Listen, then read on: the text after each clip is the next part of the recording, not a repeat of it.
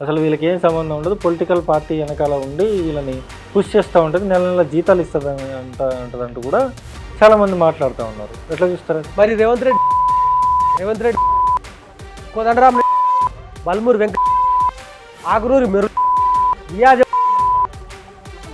రాహుల్ గాంధీ ఈ దొంగ ప్రభుత్వం మీద తిరగబడలే, పోరాటం చేయలే, అశోక్ నగర్ రాలే, చిక్కడపల్లి లైబ్రరీ రాలే, ఊరు వాడవాడ తిరగలే, పొరగాలకు బస్సు యాత్రకని చెప్పేసి పంపలే. మనం ఇంకోసారి వెళ్తారు కదా, ఎట్లా గెలుస్తాడు చెప్పు మర్రేసి కొడతారు.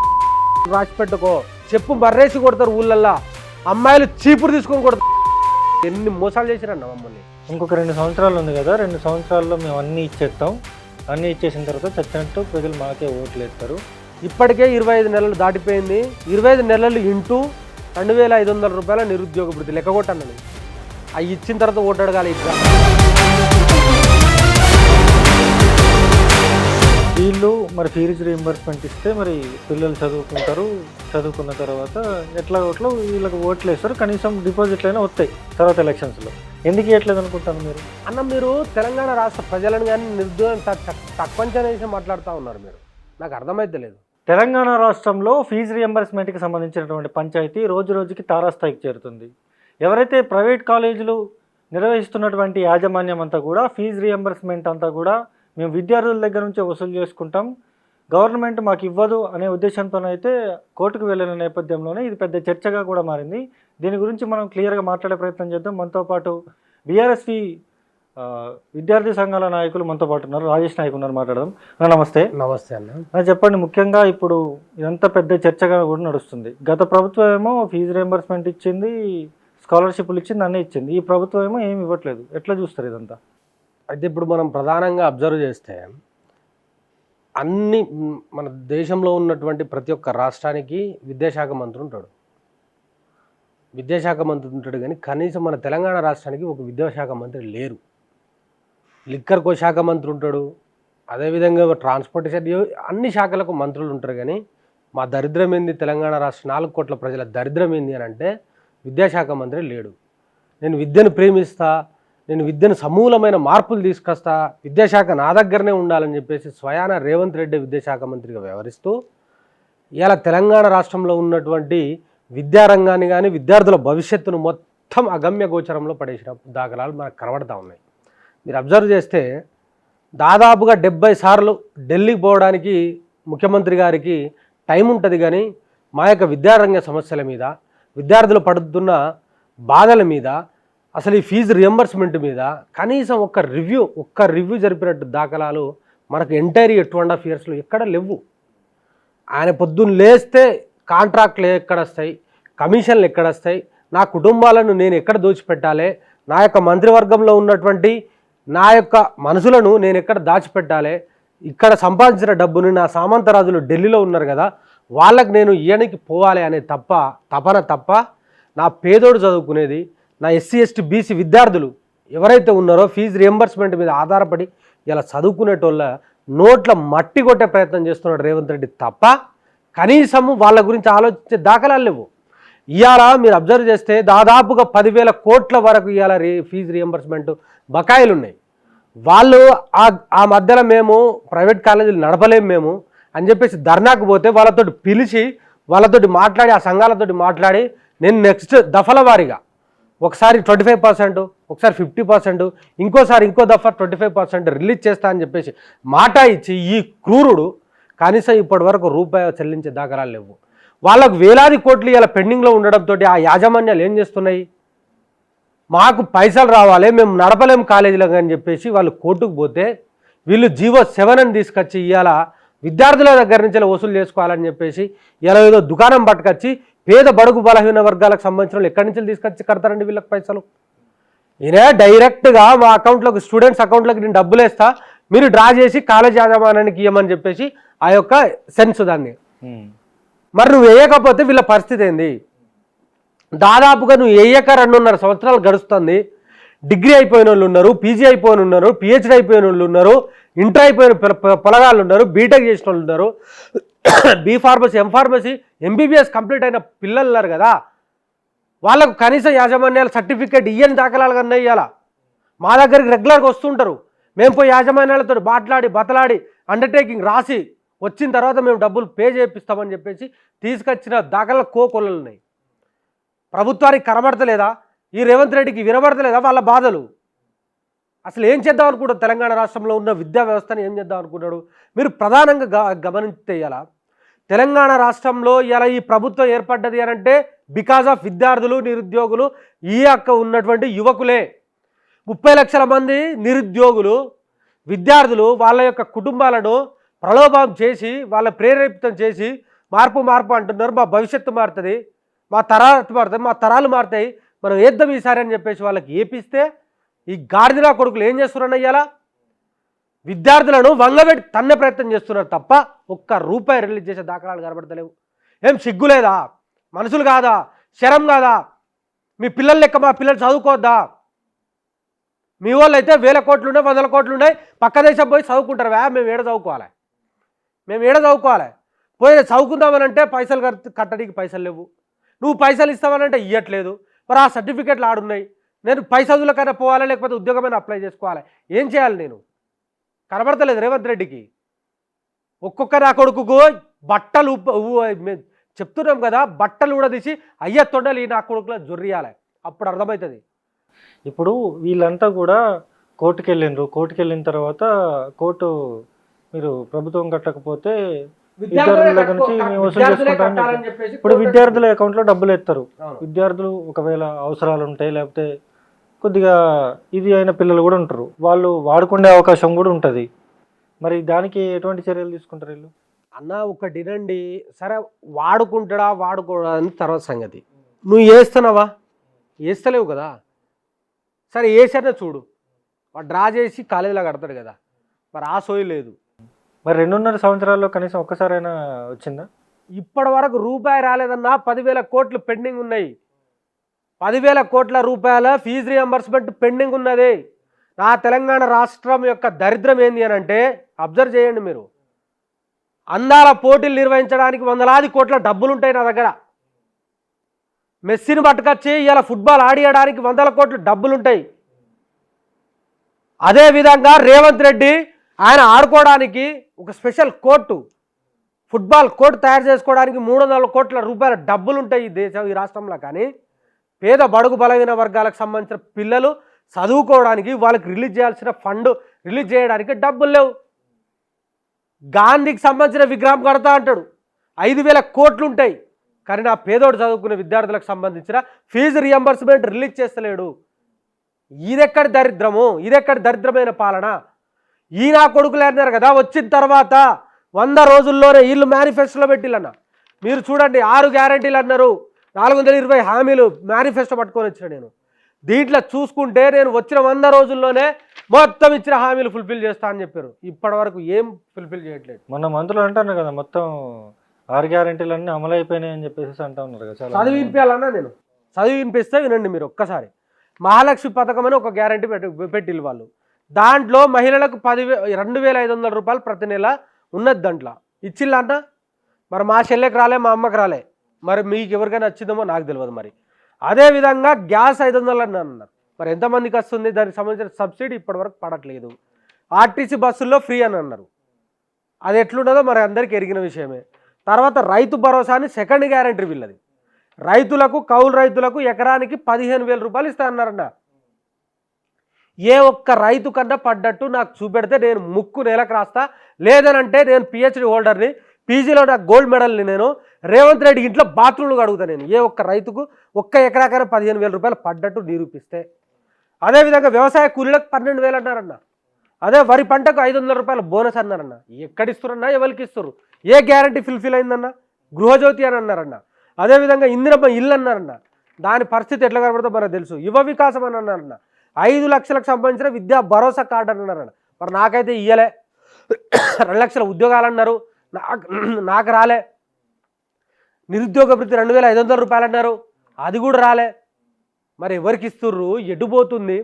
ఎస్సీ ఎస్టీ పిల్లలకు 10వ తరగతి పాస్ అయితే 10,000 అన్నారు, 10th ఇంటర్ పాస్ అయితే 20,000 అన్నారు, డిగ్రీ పాస్ అయితే 25,000 అన్నారు, పీజీ పాస్ అయితే 1,00,000 అన్నారు, పిహెచ్డి చేస్తే 5 లక్షలు అన్నారు. ఏ ఒక్కరికి వచ్చినట్టు దాఖలాలు కనబడయా? లేవు. మా విద్యార్థినులకు స్కూటీలు ఇస్తా అన్నారు, ఇచ్చిల్లా? ఇవ్వలేదు. ట్యాబులు అన్నారు, ల్యాప్టాప్లు అన్నారు, వాళ్ళ నోళ్ళకు మొక్కాలి. మరి 5 గ్యారెంటీలు ఎక్కడ ఫుల్ఫిల్ అయినాయి రా లుచ్చా మంత్రులారా అంటున్నాం మేము. ఎక్కడ ఫుల్ఫిల్ అయినాయి అనాల్సిన పరిస్థితి ఏర్పడ్డది.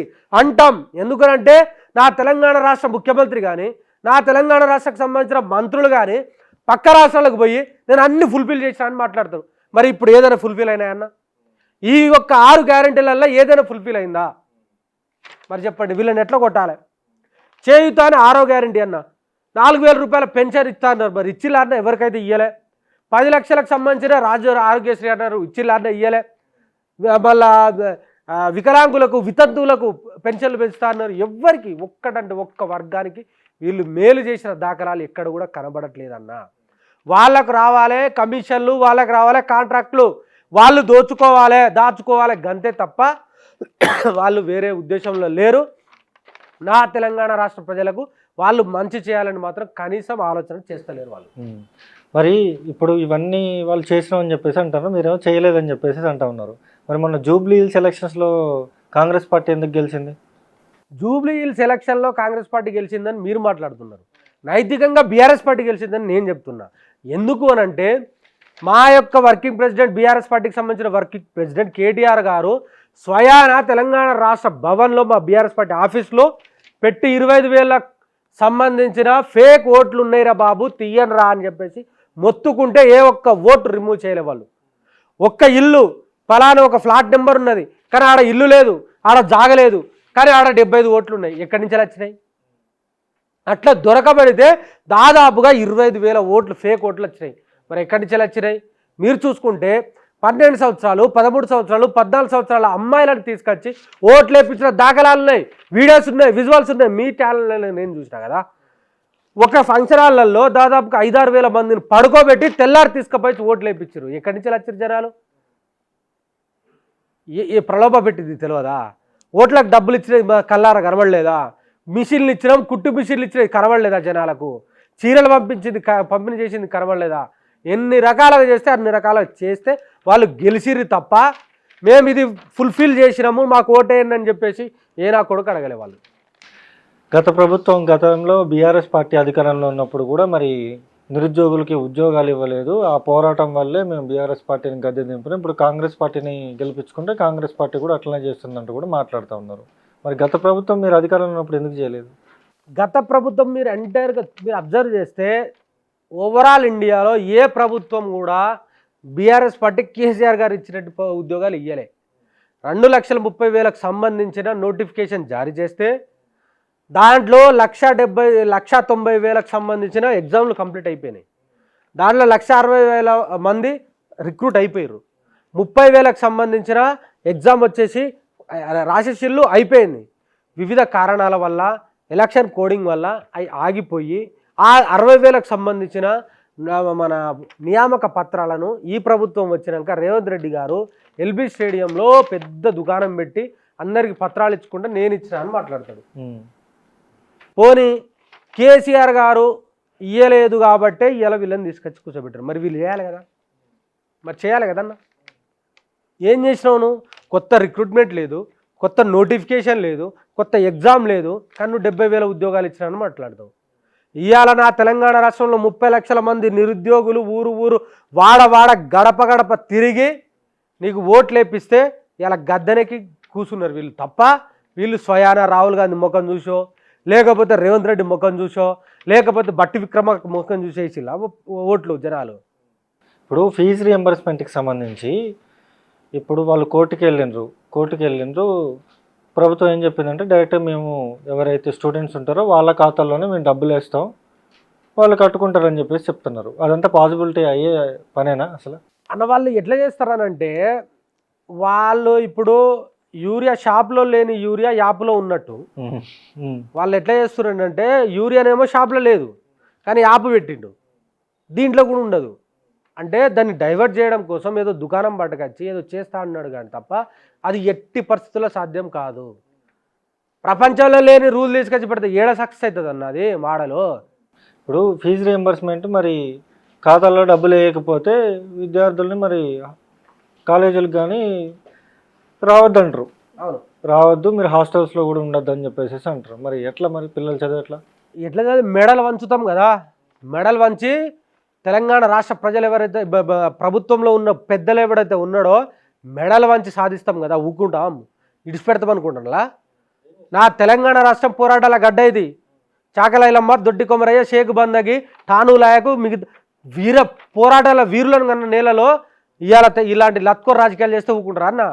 మరో నేపాల్ అవుతుంది, మరో మణిపూర్ అవుతుంది, మరో బంగ్లాదేశ్ అంటే అవుతుంది. ఏం అనుకుంటా ఏం చేస్తారు? ప్రజాస్వామ్యబద్ధంగానే ధర్నాలు చేస్తాము, ప్రజాస్వామ్యబద్ధంగానే నిరసనలు చేస్తాము, ప్రజాస్వామ్యబద్ధంగానే కొట్లాడతాం. వీళ్ళ మీద ఏం చేస్తామేంది? విద్యార్థుల భవిష్యత్తుతో ఆడుకుంటే ఊకుంటారా? ఇప్పుడు మీరు ధర్నాలో రాస్తారోకోలో ఏదో చేస్తారు, చేస్తే పోలీసు వాళ్ళు వస్తారు, విద్యార్థి సంఘాల నాయకులందరినీ ఎత్తుకొని పోతారు, సాయంత్రం దాకా ఉంచుతారు, వదిలిపెడతారు. దానివల్ల విద్యార్థులకి అసలు ఏం లాభం జరుగుతుంది? మీరు అట్లా అనుకుంటున్నారు. బట్ మేము సాధించింది మేము చెప్తాం. బీఆర్ఎస్ నుంచి మేము సాధించింది చెప్తాము. గురుకులాలలో దాదాపు 100 మంది విద్యార్థులు చనిపోతూ ఉంటే వాళ్ళ కోసం మేము గురుకుల బాటానికి తిరిగితే ఆ తర్వాత ఈ రేవంత్ రెడ్డి అనేటోడు ఢిల్లీ నుంచి ఇమ్మీడియట్గా వచ్చి రివ్యూ జరిపి దాని మీద తక్షణ చర్యలు తీసుకొని కొంతమేరకు ఏదో డబ్బులు రిలీజ్ చేసే ప్రయత్నం చేసిండు. మాకెరికే ఎట్లా ఏ తరహా ఉద్యమం చేయాలి, రేవంత్ రెడ్డికి ఎట్లా చేయాలి, పాముకు పాము మంత్రం వేయాలి, తేలు మంత్రం వేయాలి, అది మాకు బరాబర్ ఎరికే. రేవంత్ రెడ్డికి ఎలాంటి మంత్రం వేయాలనేది కూడా తెలంగాణ రాష్ట్రంలో ఉన్నట్టు ప్రజలకెరికే, బీఆర్ఎస్ పార్టీకి ఇంకా బలంగా ఎరికే. ఆ కొడుకుని ఎట్లా మెడలు వంచాలంటే మాకు తెలుసు కదా. మరో జంజీ ఉద్యమం తయారైతుంది తెలంగాణ రాష్ట్రంలో, మరో యువ పోరాటం తయారవుతుంది. ఏం తమాషానా అన్న? పేద బడుగు వర్గాలతో నువ్వు ఆటలు ఆడతా అంటే ఊపుకుంటారా జనాలు? చూడు నువ్వు అండర్వేర్ల మీద ఊరికిచ్చిల్లో నేపాల్లో మంత్రులను, శ్రీలంకలో మొత్తం ఖాళీ చేసి వెళ్ళిపోయారు. బంగ్లాదేశ్ చూసిరు కదా మీరు. పిల్లలు ప్రధానమంత్రి ఇళ్లకు, రాష్ట్రపతి ఇళ్లకే పోయిర్రు. ఆ తరహా ఉద్యమం తెలంగాణ రాష్ట్రంలో రాబోతుంది, జరుగుతుంది తథ్యం. ఎందుకనంటే ఈ నేల మీద అలాంటి పోరాటాలు జరిగినాయి కదా. ఎంతోమంది బలిదానాలు తీసుకుంటూ వచ్చిన తెలంగాణ రాష్ట్రంలో ఇవాళ వీళ్ళు ఏం చేస్తారన్నా? ఇలాంటి దరిద్రమైన పాలన ఎటుపోతాన్ని. నువ్వు తీసుకొచ్చినా అని చెప్పినావు, 3.5 లక్షల కోట్ల అప్పు తీసుకొచ్చినా అని చెప్పినావు. ఎవరికి పెట్టినావు? ఒక్క కొత్త పథకం ఇచ్చింది లేదు, ఒక్క కొత్తగా ఇచ్చింది లేదు. మరి ఎవరికి ఇచ్చినావు డబ్బులు? రియంబర్స్మెంట్ ఫీజులు గాండే పన్నాయి, స్కాలర్షిప్లు లేకపోయే, ఉద్యోగాలు లేకపోయే, ఇంకెవరికి చేసినావు నువ్వు మంచి? ఆ డబ్బులంతా ఎడిపోయినాయి. తెలంగాణ రాష్ట్ర ప్రజలు అడగరా? ఇప్పుడు వాళ్ళు ఏమంటారంటే కాంగ్రెస్ పార్టీ వాళ్ళంతా కూడా ఫీజు రియంబర్స్మెంట్ అనేది మీ అకౌంట్లో డబ్బులు వేస్తామని చెప్పేసి మేము కోర్టులో చెప్పాము, ఖచ్చితంగా వేస్తాము. ఈ నిరుద్యోగులు ఎవరైతే ఉన్నారో నిరుద్యోగులంతా కూడా కనీసం వీళ్ళు ఓయూ స్టూడెంట్లు కాదు, అసలు నిరుద్యోగులే కాదు, వీళ్ళు చదువుకున్న బ్యాచ్ కాదు. ఇదంతా కూడా ఈ బీఆర్ఎస్లో తిరిగే వాళ్ళు కావచ్చు, లేకపోతే ఏబీవీపీలో తిరిగే వాళ్ళు కావచ్చు, లేకపోతే నిరుద్యోగులు జేఎస్ అని చెప్పేసి మేము తిరిగే వాళ్ళంతా కూడా అసలు వీళ్ళు స్టూడెంట్ లీడర్స్ కాదు, స్టూడెంట్సే కాదు, అసలు వీళ్ళకి ఏం సంబంధం ఉండదు. పొలిటికల్ పార్టీ వెనకాల ఉండి వీళ్ళని పుష్ చేస్తూ ఉంటుంది, నెల నెల జీతాలు ఇస్తుంది ఉంటుందంటూ కూడా చాలామంది మాట్లాడుతూ ఉన్నారు. ఎట్లా చూస్తారు అది? మరి రేవంత్ రెడ్డి, కోదండరామ్ రెడ్డి, బల్మూరు వెంకట, ఆకునూరి మెరు, రియాజ్, రాహుల్ గాంధీ ఈ దొంగ ప్రభుత్వం మీద తిరగబడలే, పోరాటం చేయలే, అశోక్ నగర్ రాలే, చిక్కడపల్లి లైబ్రరీ రాలే, ఊరు వాడవాడ తిరగలే, పొరగాలకు బస్సు యాత్రకని చెప్పేసి పంపలే. ఇవాళ తెలంగాణ రాష్ట్రంలో ఏ ఒక్క పౌరునికి అన్యాయం జరిగినా అడగాల్సిన బాధ్యత నా మీద ఉన్నది, జర్నలిస్ట్గా మీ మీద ఉన్నది, సమాజంలో అందరి మీద ఉన్నది. అడగద్దని చెప్పేసి వీడబడా అన్ననికి విద్యార్థి సమస్యల మీద మాట్లాడడానికి విద్యార్థినే కూడా కావాలా? విద్యార్థే కావాలా? వెరటోడద్దా? మాట్లాడద్దా? చదువుకుంటే కదా ఈ అడ్డా మీద కూలీలను మాట్లాడిండు. ఉస్మానియా యూనివర్సిటీలో ఉన్నటువంటి విద్యార్థి నాయకులను అడ్డా మీద కూలీలో వీళ్ళు 100 రూపాయలు ఇస్తే బిర్యానీ తిని వచ్చి ఇవాళ ధర్నాలు చేస్తున్నారని చెప్పేసి మాట్లాడిన రేవంత్ రెడ్డికి విద్యా వ్యవస్థ మీద, విద్యార్థుల మీద రెస్పెక్ట్ ఉంటుందంటే మేము ఏం చేయలేము. ఇప్పుడు గత ప్రభుత్వం మీద పోరాడితేనేమో వీళ్ళు మంచోళ్ళు, ఈ ప్రభుత్వం మీద పోరాడితేనేమో వీళ్ళు విద్యార్థులు కాదు. ఇది ఎక్కడ సంసారం? బల్మూరు వెంకటకైతే ఉద్యోగం వచ్చింది, ఎమ్మెల్సీ అయిండు. కోదండరామ్ గానికి వచ్చింది, ఆకునూరు మురళి గానికి వచ్చింది, రియాజ్ గానికి వచ్చింది. గాడనే చెప్తాం. ఈ దొంగ నా కొడుకులు నిరుద్యోగులను రెచ్చగొట్టి విద్యార్థులను రెచ్చగొట్టి ఇలా గద్దెనెక్కితే కనీసం వాళ్ళ పక్షాన మాట్లాడే దాఖలాలు కనబడతలేవన్నా, వాళ్ళ గురించి మాట్లాడే దాఖలాలు కనబడతారు. స్వయాన నిరుద్యోగులు వచ్చి రోడ్ల మీదకి వచ్చి ధర్నాలు చేస్తే మాకు ఉద్యోగాలు వద్దు అని చెప్పేసి ధర్నాలు చేస్తారని చెప్తారు వాళ్ళు. ఏం చెప్తాం? అరే ఆయన ఉద్యోగాలు ఇర్రబోయ్ అని చెప్పేసి వాళ్ళు ధర్నాలు చేస్తే మాకు ఉద్యోగాలు వద్దు, మాకు ఇప్పుడే ఎక్కువైనాయి, మీరు ఇప్పుడు ఆపండి అని చెప్పేసి ధర్నాలు చేస్తారని చెప్పేసి మాట్లాడతారు రేవంత్ రెడ్డి. ఎట్లా చెప్పాలి వీళ్ళను? ఇప్పుడు గత ప్రభుత్వం బీఆర్ఎస్కి ఇప్పుడు ఉన్న కాంగ్రెస్కి తేడా ఏంటంటే ఏం చెప్తారు? తేడా ఏముందన్న కనబడతా ఉంది. తెలంగాణ రాష్ట్ర ప్రజల కళ్ళ ముందు స్పష్టంగా ఉన్నది. గత ప్రభుత్వం చేసింది ఈ ప్రభుత్వం చేయట్లేదు అనేది క్లియర్ కట్గా కనబడతా ఉంది. నేను మాట్లాడితే ఒక బీఆర్ఎస్ కార్యకర్తగా మాట్లాడుతున్నాను మీరు అనొచ్చు. ఒక రెండు ఎగ్జాంపుల్స్ చెప్పండి, ఆ ప్రభుత్వానికి ఈ ప్రభుత్వానికి తేడా ఏంటో. మీకు 2 ఎగ్జాంపుల్స్ ఏందన్నా, ఒకటే నిమిషం నాకు టైం ఇస్తే నేను చెప్పేస్తాను. ఒకటే నిమిషం గత ప్రభుత్వం ఏం చేసింది అనేది మీకు చెప్పేస్తాను. ఒకటే నిమిషం. ఇప్పుడు వాళ్ళు కాంగ్రెస్ వాళ్ళు ఏమంటారంటే వీళ్ళంతా కూడా బీఆర్ఎస్లో ఉన్న వాళ్ళు కావచ్చు, లేకపోతే బీఆర్ఎస్ నాయకులు కావచ్చు, వీళ్ళందరూ కూడా మేము ఏ థియరీ అయితే ఉపయోగించినో అది మా మీద తిప్పికూడదని చెప్పి ట్రై చేస్తున్నారు, కానీ అదంతా వర్కౌట్ అవ్వట్లే అని చెప్పేసి అంటున్నారు. నా వర్కౌట్ అవుతుందా కాదా అనేది తర్వాత సంగతి. గత ప్రభుత్వం విద్యారంగానికి ఏం చేసిందని మీరు అడిగారు. దానికి నేను చెప్తా. తెలంగాణ పబ్లిక్ సర్వీస్ కమిషన్ నుంచి వెళ్ళి 35,000 మనకు ఉద్యోగాలకు నోటిఫికేషన్ ఇచ్చింది, ఫిల్ చేసేసింది. పోలీస్ రిక్రూట్మెంట్ బోర్డు ద్వారా 32,000 ఉద్యోగాలు ఇచ్చింది, ఫిల్ చేసింది. తెలంగాణ రెసిడెన్షియల్ ఎడ్యుకేషన్ ద్వారా 4,000 ఉద్యోగాలు ఇచ్చింది, ఫిల్ చేసేసింది. పంచాయత్ సెక్రటరీలు దాదాపుగా 9,500 ఇచ్చారు, ఫిల్ చేసారు. అదేవిధంగా వ్యవసాయ యూనివర్సిటీ ద్వారా 200 ఉద్యోగాలు ఇచ్చారు, ఫిల్ చేసేసారు. హార్టికల్చర్ ద్వారా 80 ఇచ్చిర్రు. ప్రభుత్వ శాఖలు ప్రభుత్వ యూనివర్సిటీలలో కలిపి 81,000 ఇచ్చిర్రు. మొత్తం ఇలా చూసుకుంటా పోతే, అదేవిధంగా ఎనర్జీ డిపార్ట్మెంట్ అంటే విద్యుత్ సంస్థలో 22,000 ఇచ్చిర్రు. అదేవిధంగా టీఎస్ఆర్టీసీలో 6,000 ఇచ్చిర్రు. ఎనర్జీ డైరెక్టర్ రిక్రూట్మెంట్ ద్వారా 8,500 ఇచ్చాం. సింగరేణి కాలరీస్లో 20,000 ఉద్యోగాలు ఇచ్చాం.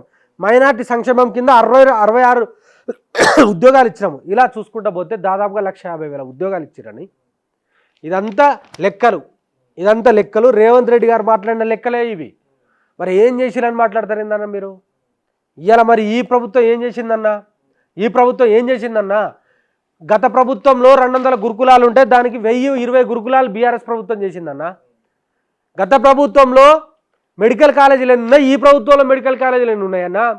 గత ప్రభుత్వంలో నర్సింగ్ కాలేజీలు ఎన్ని ఉన్నాయి, ఈ ప్రభుత్వంలో నర్సింగ్ కాలేజీలు ఎన్ని ఉన్నాయన్న? గత ప్రభుత్వంలో డిగ్రీ కాలేజీలు ఎన్ని ఉన్నాయి, ఈ ప్రభుత్వంలో డిగ్రీ కాలేజీలు ఎన్ని ఉన్నాయన్న? చెప్పండి మీరు. బిఫోర్ 2014 గురుకులాలు 200 ఉన్నాయి. కేసీఆర్ గారు వచ్చిన తర్వాత 1,020 గురుకులాలు చేసిండు. మరి 2014కు ముందు 8 మెడికల్ కాలేజీలు ఉంటే ఇప్పుడు దాదాపుగా 33, ప్రతి జిల్లాకు ఒక్కొక్కటి ఉన్నది. డిగ్రీ కాలేజీలు ఉన్నాయి. నేను నిన్న ఒక కాంగ్రెస్ నాయకుడితో మాట్లాడితే కాంగ్రెస్ నాయకుడు ఏమన్నాడంటే, తెలంగాణ వచ్చిన ఫస్ట్ 2014లో తెలంగాణలో టీఆర్ఎస్ పార్టీ, ఇప్పుడు బీఆర్ఎస్ పార్టీ, అప్పుడు టీఆర్ఎస్ పార్టీ అధికారంలోకి రాగానే డబ్బులు లేవు మన దగ్గర, మనం ఇప్పుడే రాష్ట్రాన్ని సాధించుకున్నాం కదా, కొద్దిగా టైం పడుతుంది అని చెప్పేసి 5 సంవత్సరాలు ప్రజలు వదిలేసిండ్రు. అయినా ప్రభుత్వం చేసినా చేయలేదని ఏంటనేది మీకు తెలుసు. అప్పుడు కూడా ఇప్పుడు యూట్యూబ్లలో ఒర్రేటోళ్ళంతా కూడా అప్పుడు కూడా వాళ్ళు ఒర్రిండ్రు, మాట్లాడిండ్రు. ఏమైనా సెక్రటేరియట్ దగ్గర విగ్రహం కడుతున్నానో కట్టలేదు అని చెప్పేసి అంటే 5 సంవత్సరాల టైం పట్టలేదు, 5 సంవత్సరాల టైం సరిపోలేదు ఆ ప్రభుత్వానికి. అందుకని ఇంకోసారి మళ్ళీ అధికారంలోకి ఇచ్చాను, మొత్తం చేసిండ్రు వాళ్ళు. అది కూడా పూర్తి స్థాయిలో చేయలేదు. మేము 5 సంవత్సరాలు మేము మొన్ననే వచ్చినాం, మొత్తం అప్పులు చేసిపోయినారు కదా, అందుకని మాకు ఇంకోసారి మళ్ళీ అధికారం ఇస్తే మేము ఫుల్ ఫ్లెడ్జ్డ్గా 6 గ్యారంటీలు కాదు, 420 హామీలు కాదు, అన్ని అమలు చేస్తాం, ఇంకెక్కువ ఇస్తామని చెప్పేసి మాట్లాడుతూ ఉన్నారు వాళ్ళు. అదే అన్న, వాళ్ళు మాట్లాడతారు, బరాబరే మాట్లాడతారు వాళ్ళు. ఇదే మైక్ పట్టుకొని ఇదే కెమెరా పట్టుకొని పోతే తెలంగాణ రాష్ట్ర ప్రజలు చెప్తారు కదా, వాడేదో ఈడ కూర్చొని మాట్లాడు కాదు కదా, ఆడేవాడో అశోక్ నగర్ చౌరాస్తాకు పోయి మాట్లాడమని వాడిని చెప్పులు తీసి మెడలు కడతారు. గాడిదిరా కొడుకు ఎవరికైనా, దొంగరా కొడుకులు ఏం మాట్లాడతారన్నా?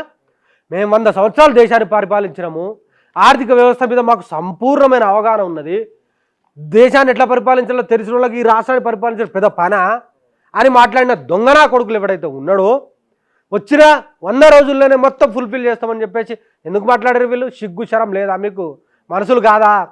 100 పోయింది, 200 పోయింది, ఇలా దాదాపుగా 2.5 సంవత్సరాలు అవుతుంది కదా. తెలివి లేదా? చేయాలని సోయి లేదా? మరి ఏం చేస్తుర్రు? పొద్దున్న లేస్తే గవర్నమెంట్ భూములు ఏడున్నాయి, వాటిని అమ్మాలని చూస్తుర్రు. ఫస్టే లగచర్లకు సంబంధించిన భూమి ఎంత ఘోరమన్నది. ఆ తర్వాత సెంట్రల్ యూనివర్సిటీకి సంబంధించిన 400 ఎకరాలను అమ్మాలని చూసిర్రు. ఇవాళ చూసుకుంటే ఎక్కడ గవర్నమెంట్ భూమిలో ఉంటే వాటి వేలంపాట వేయాలి, అమ్మేయాలి, ఆ తర్వాత ఏదైనా చూసుకోవాలా అని చెప్పేసి ఈ రకంగా చేస్తున్నారు తప్ప వీళ్ళకి తెలియదా? సోయలేదా? మరి హామీలు ఇచ్చే ముందు తెలియదా? ఓకే, ఇప్పుడు అర్ధంకి దయాకర్ ఎవరైతే ఉన్నారో ఆయన ఎమ్మెల్సీ అయిండు, నిరుద్యోగుల పక్షాన గతంలో కొట్లాడిండు, స్టూడెంట్స్ పక్షాన గట్టిగా నిలబడిండు. ఇప్పుడు ఇదే స్టూడెంట్స్ ఆయన దగ్గరికి పోతే మరి ఏమంటాడు ఆయన?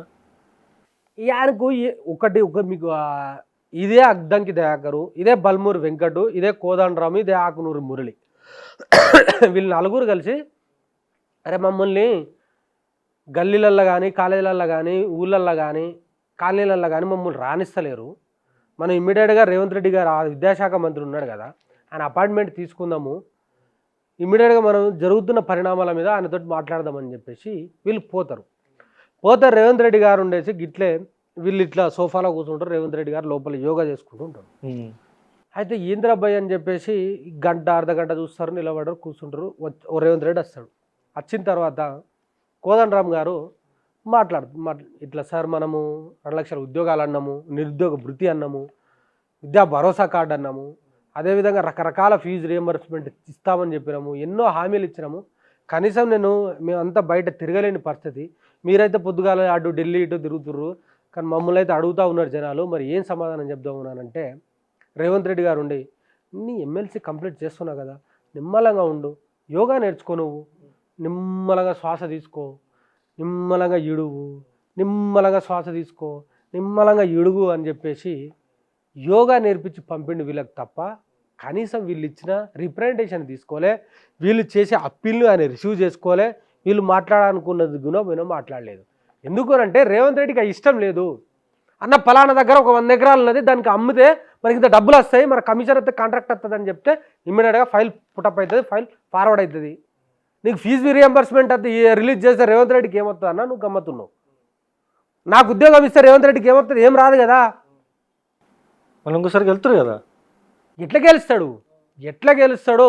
చెప్పు మర్రేసి కొడతారు, రాసి పెట్టుకో, చెప్పు మర్రేసి కొడతారు ఊళ్ళల్లో. అమ్మాయిలు చీపురు తీసుకొని కొడతారు. ఎన్ని మోసాలు చేసిరన్న మమ్మల్ని, ఎన్ని మోసాలు చేసిరన్నా. ఒక్క హామీలా అన్న 30 లక్షల మంది నిరుద్యోగులు తిరిగి ఊరు వాడవాడ తిరిగితే ఇవాళ ఉద్యోగం వచ్చింది తప్ప ఏ ఒక్కరికైనా ఉద్యోగాలు ఇచ్చిరన్నా? వీళ్ళు కాళ్ళు మొక్కిరన్న, పొరగాళ్ళు పోయి రైతుల కాళ్ళు మొక్కిళ్ళు, ఊళ్ళల్లో ఉండేటోళ్ళ కాళ్ళు మొక్కిళ్ళు, అన్న దండం పెడతా అన్న అని చెప్పేసి వాళ్ళకు కాళ్ళు మొక్కి బతిమలాడి ఇలా వాళ్ళ మైండ్ వాష్ చేసి కాంగ్రెస్ పార్టీకి ఓటేపిస్తే వీళ్ళు ఏం చేశారన్న? ఏసీ రూమ్లల్లో ఏసీ కార్లలో తిరిగి మొత్తం స్కాములు తప్ప వీళ్ళు చేస్తుంది ఏంది? ఒక్కటంటే ఒక్కటి కూడా లేదు వీళ్ళ దుకాణం.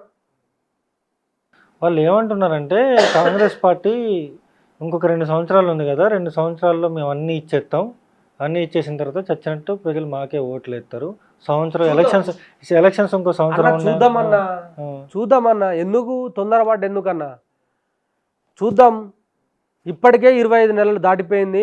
25 నెలలు ఇంటూ 2500 రూపాయల నిరుద్యోగ భృతి లెక్క కొట్టన్నాను. అవి ఇచ్చిన తర్వాత ఓట్లు అడగాలి ఈ గాడిదిన కొడుకులు. ప్రతి ఒక్కరికి స్కూటీలు ఇచ్చిన తర్వాతనే ఓట్లు అడగాలి, మీరు అన్నట్టు చెప్తున్నా నేను. అదేవిధంగా ఇదే 25 నెలలు 2.5 సంవత్సరాలు ఇంటూ 2000 రూపాయలు ఇచ్చి వికలాంగులకు అదేవిధంగా వృద్ధులకు పెన్షన్లు యాడ్ చేసి ఇచ్చిన తర్వాతనే ఓట్లు అడగాలి. మరి అదేవిధంగా నా తల్లులు ఎవరైతే ఉన్నారో 2500 రూపాయలు ఇస్తా అని చెప్పారు. 25 నెలలు ఇంటూ 2500 అవి ఇచ్చినాకనే ఓట్లు అడగాలి. మరి వీళ్ళు ఇచ్చినాకనే ఓట్లు అడగాలి. 2.5 సంవత్సరాలు అయింది, 5 లక్షల ఉద్యోగాలు ఇచ్చినాకనే ఓట్లు అడగాలి వీళ్ళు. ఇప్పుడు ఫీజు రియంబర్స్మెంట్కి సంబంధించి చర్చ నడుస్తుంది కదా, వీళ్ళు మరి ఫీజు రియంబర్స్మెంట్ ఇస్తే మరి పిల్లలు చదువుకుంటారు, చదువుకున్న తర్వాత ఎట్లా వీళ్ళకి ఓట్లు వేస్తారు, కనీసం డిపాజిట్లు అయినా వస్తాయి తర్వాత ఎలక్షన్స్లో. ఎందుకు ఇవ్వట్లేదు అనుకుంటారు మీరు? అట్లే అన్న మీరు తెలంగాణ రాష్ట్ర ప్రజలను కానీ నిరుద్యోగం తక్కువ అంచనా వేసి మాట్లాడుతూ ఉన్నారు మీరు. నాకు అర్థమైతే లేదు ఎందుకు వేస్తారు వాళ్ళకు ఓట్లు? ఏం అమాయకులా? నెత్తి నోరు కొట్టుకుంటున్నానన్నా. ఇలా మీకు చూస్తే నా నిరుద్యోగ సోదరులు జొమాటో కార్మికులు అయ్యారన్నా, ఊబర్ నడుపుతురన్నా, స్విగ్గీ నడుపుతురన్నా, ఏం చెప్పాలి, క్యాటరింగ్కి వెళ్తురన్నా, పైసలు లేక ఇంటికాడ పైసలు అడగక ఎన్ని చూపెట్టాలి నీకు.